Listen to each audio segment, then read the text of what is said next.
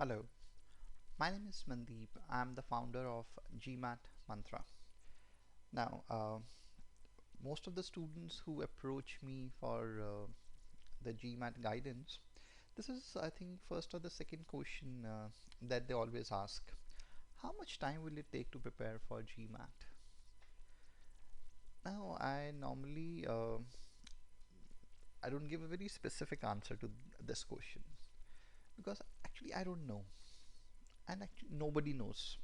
If somebody says that okay, you can prepare in 2 months, probably I think that person is lying, because this question, nobody can answer this question except yourself.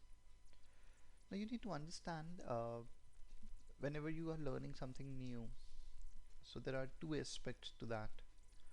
One are the technical skills, and the other is the psychology behind that. So when I say in gmat, so if you just look at sentence correction, so what is a technical skill? It is the rules of grammar, and second, how to apply them on the question, which is the right approach. That is true for critical reasoning, reading comprehension, and maths. Second is the psychology, because GMAT is a time-based test, and second, it's an adaptive test.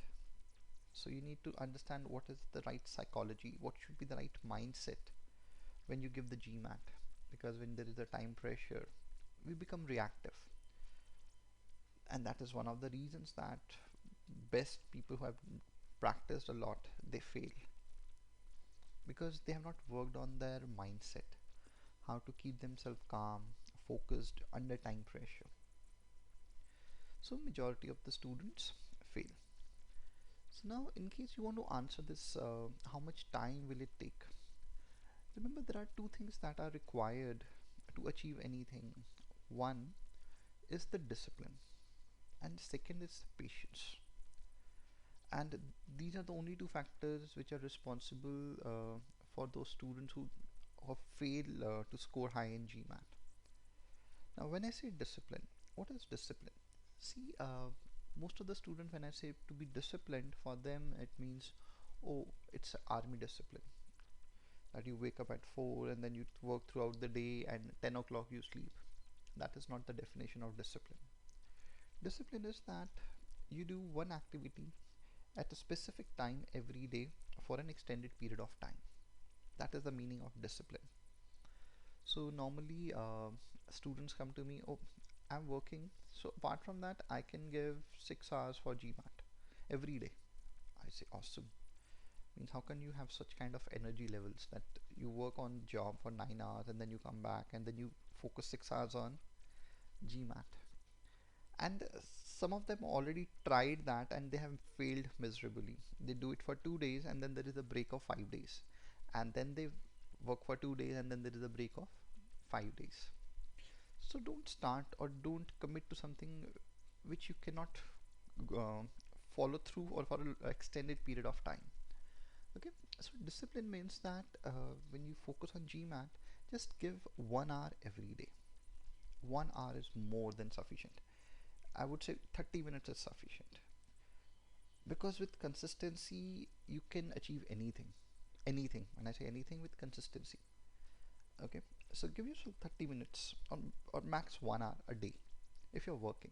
Yeah, if you're free, you have taken a leave, probably work for 2 hours a day, not more than that. You need to understand, when you're learning something, you need energy and focus. It's not the amount of time. So probably if you're learning something and you're sitting for 6 hours, probably for 80 to 90% of the time out of that 6 hours, probably for 5 hours you would be thinking something else.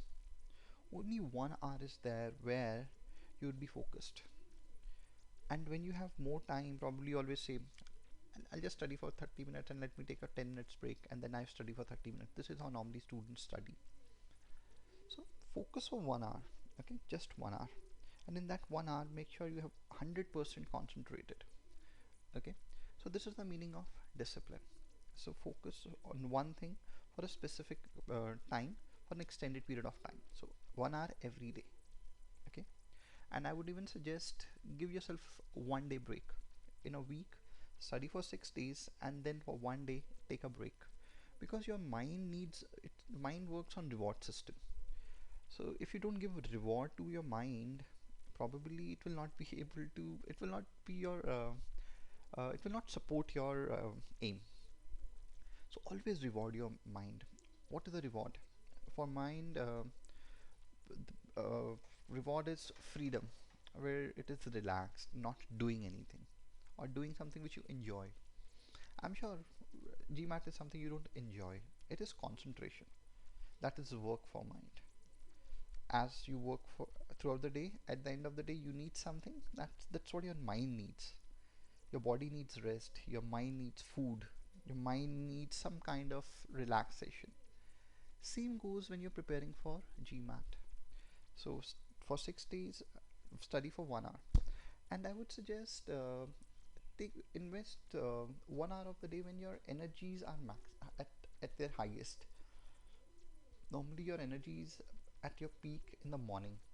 So once you wake up, let's say your office starts at 10, wake up at around 7 and probably 7:30 to 8:30. Invest on GMAT because that is the best time. And see, when you are targeting something, when you have goals, if you work on your, because now you have to set priorities. You're already working in office, you don't have any kind of goals. It's a routine. So you go to GMAT as the first thing in the day. So your mind would be, it is satisfied because that is your top priority. So if you have invested time on your top priority throughout the day, you stay relaxed because there is a sense of achievement. So that is discipline. Okay. Second is patience. Okay. Don't give yourself some unrealistic deadlines. See, look at your past behavior. You can look at your school, you can look at your graduation, you can even look at your career graph. See, how do I work? There are some people who work under time pressure, and then there are some people who want relaxed environment to perform. Understand yourself. Just don't randomly ask somebody, tell me how much time will I take. Nobody knows. You need to ask yourself.